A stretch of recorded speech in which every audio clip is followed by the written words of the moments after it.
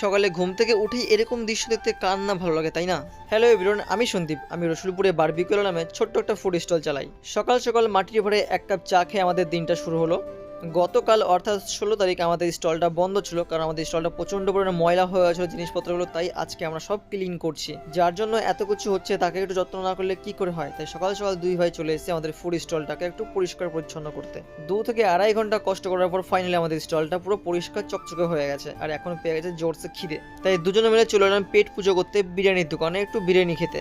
তারপর বাড়িতে এসে আমাদের বিয়ে বাড়ির স্টলের যে সেট আপটা ছিল সেটা পুরো জং লেগে গেছিলো, সেটাকে পরিষ্কার করলাম আর রং করলাম। দেন আমাদের চার চাকাটা পুরো ময়লা হয়ে গেছিলো, সেটাকে ধুয়ে মুছে পরিষ্কার করলাম। তারপর সব ভাইরা মিলে গেলাম একটা প্যান ফ্রাই মোমো খেতে, আর মোমোটা সত্যি খুব সুন্দর ছিল।